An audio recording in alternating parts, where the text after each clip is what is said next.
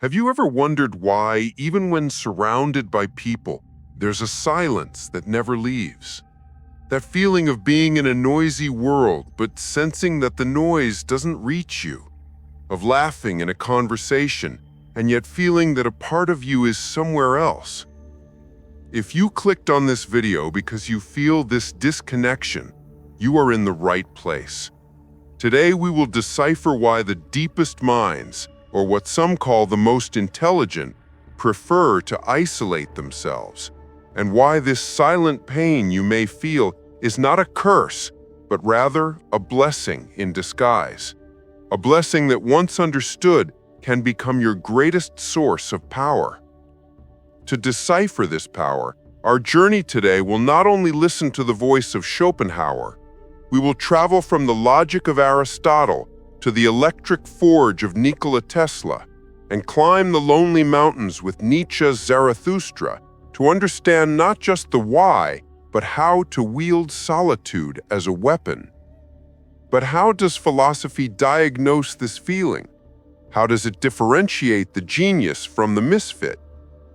The philosopher Arthur Schopenhauer, who looked at the world and saw its naked gears, gave this feeling a name: the mark of the superior mind. He said, the more a person has in himself, the less he needs from others.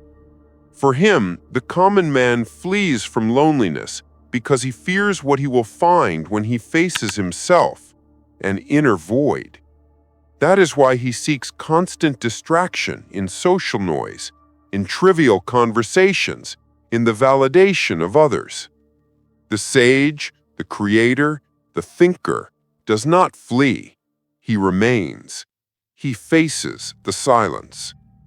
But what Schopenhauer discovered about isolation goes far beyond simple pessimism. What he saw was a key hidden in the pain of alienation, a key that geniuses throughout history, from Isaac Newton to Emily Dickinson, learned to turn, and that at the end of this video, you will also understand how to use. But if feeling this way is the mark of a superior mind, why does it still hurt? Why does this isolation sometimes feel like a burden? The answer lies in an error of language and of perception. Here is the fundamental mistake society makes. They call your silence loneliness, as if it were a disease. But the real name is something else. Loneliness is the void. Solitude is the space. Loneliness is the punishment. Solitude is the forge. What you feel is not lack, it is capacity. You are not pulling away from the world because you hate it. You are creating distance to see it better. But make no mistake, choosing solitude is not easy. It requires immense effort. As the philosopher Aristotle said, to live alone, one must be either an animal or a god. It is a journey for the strong, because the majority, when confronted with their own emptiness, grow sick, go mad, or simply die inside. You know someone like that, don't you? 1 minute of silence, and the person is already talking about the weather, turning on the TV. While the younger ones don't turn on the TV, they just drown themselves in any random content on the internet. The goal is the same, to escape. And it is precisely here, in this difference between the loneliness that traps you and the solitude that sets you free, that the process of transformation begins. Because the minds that mastered this journey changed the world. This dissection of the hidden codes of the human mind is our mission here at the Human Codex. If you find value in this approach, consider subscribing. Your subscription helps us immensely in reaching our first goal of 100 subscribers. So if solitude is the journey of the strong, what is the destination? Where does this path of deliberate isolation lead? Nikola Tesla, a man who saw the future before the world was ready for it. He would spend days, weeks locked in his laboratory, avoiding human contact.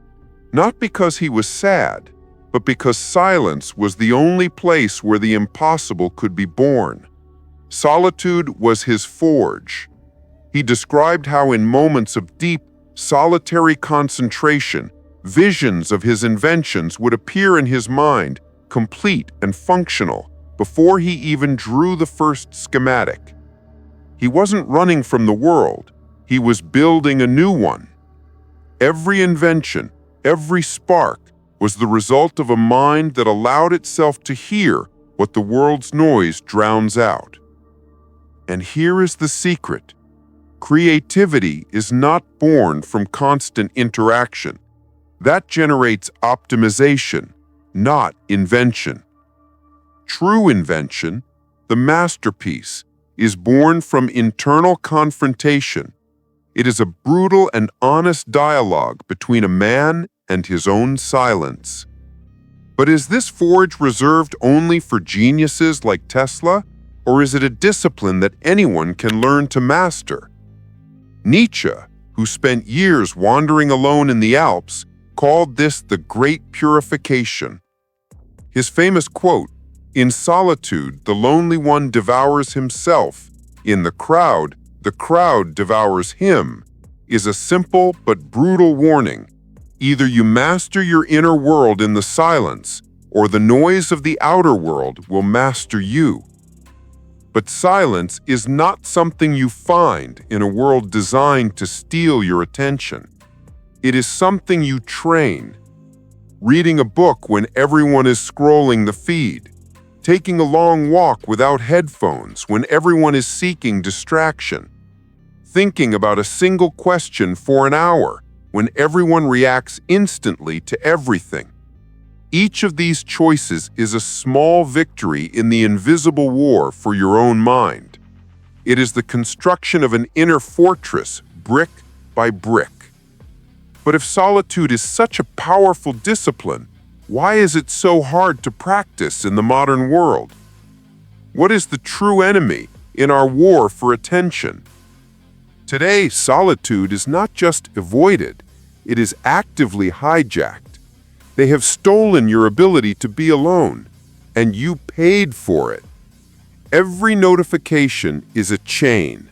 Every infinite scroll is an escape. And every time you flee from the silence, you flee from yourself, surrendering your power to create. The fear of missing out, FOMO, is the oldest trick of the modern demon, the algorithm. It sells you the illusion that noise is connection, when in fact it is an anesthesia. It keeps you busy consuming, so you never have time to create. And this is where the hardest truth comes in, the key that Schopenhauer gave us. What separates you from your most potent version is not a lack of talent. It is your inability to be alone with your own thoughts. So what is the final verdict? Are we diagnosed with a social curse or blessed with a tool of power? What is the true nature of solitude? Society calls loneliness what philosophy calls birth. You are not broken, you are building yourself. Solitude is the gymnasium of the mind, the place where thought lifts its own weight. But the forge by itself does not create the perfect sword. Solitude is where the idea is born, where the raw ore of intuition is transformed into a blade. But it is in conversation, in debate, in the clash with other sharp minds that this blade is tested, tempered, and honed. True innovation, the magic that drives humanity forward, is rarely the work of a single, isolated genius. It is what happens when two or more minds, each one charged with the power of their own solitude, collide and create a third idea, one that did not exist in either of them before. Solitude gives you the ammunition. Strategic interaction teaches you how to aim. And herein lies the final secret. The true master of self does not choose between solitude and society. He masters both arenas. He learns to extract the maximum from every moment. When you are with people, be truly with them. Converse, study, laugh, cry, have fun, be present, absorb new ideas, test your own, sharpen your blade on the friction of other minds. But when you are alone, be truly alone. Do not mourn the absence, celebrate the opportunity. Use the silence to create, to organize, to catch up, to build your inner empire. Solitude is not the time that is left over. It is the time you invest in yourself. You clicked on this video because a part of you already knew all of this. Your feeling of displacement was not a bug. It was a feature. It was a call to a deeper work. Now, the final question is not, why am I like this? It is, what will I forge with this? Thank you for staying until the end. If you enjoyed this video, please leave a like. If you want to receive notifications about our future videos, subscribe and activate the bell. Best wishes, and may God be with you.